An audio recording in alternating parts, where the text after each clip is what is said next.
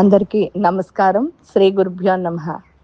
దత్తాత్రేయ సమారంభం స్వప్రకాశానంద మధ్యమాం అమృతానంద పర్యంతం వందే శ్రీ గురు పరంపర. శ్రీ గురుభ్యో నమః. హరి ఓం. మనం 18 శక్తిపీఠాల్లోనూ శతచండీ హోమం చేస్తున్న విషయం మీ అందరికీ తెలిసిందే.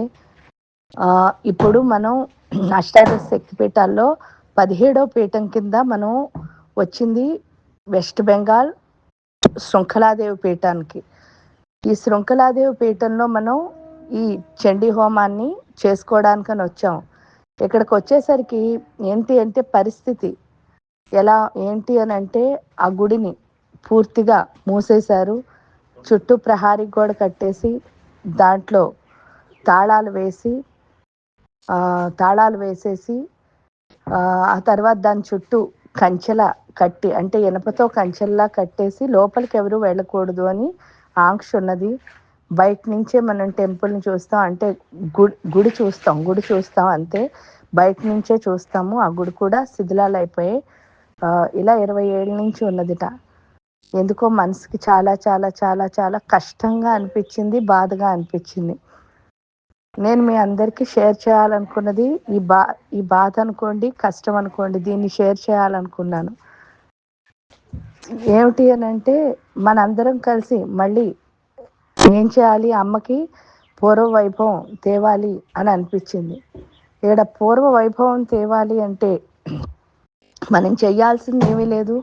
ఇక్కడ మేము కూర్చుని శతచండీ హోమం చేస్తున్నాం, జపాలు అవన్నీ అవుతున్నాయి.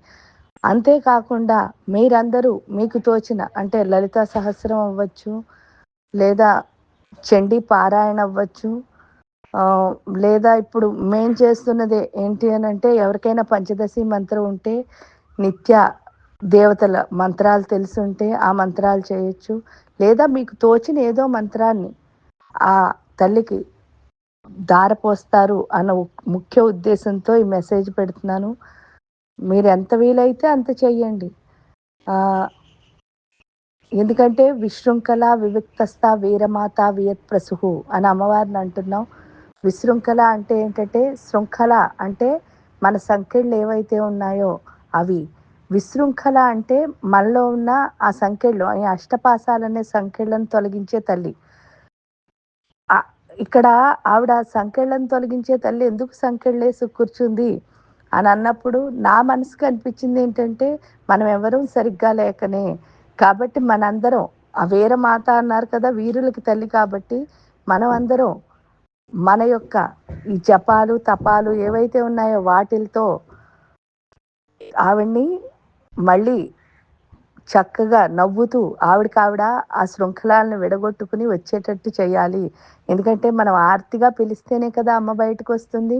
అందుకని మనం అంతే బాగా పిలిచి ఆవిడ్ని రామ్మ అని చెప్పేసి మర్యాదగా ఆ తల్లిని బయటకు పిలుద్దామని కోరుకుంటున్నాను. మీకు తోచింది ఏదైతే ఆ మంత్రం చెయ్యండి.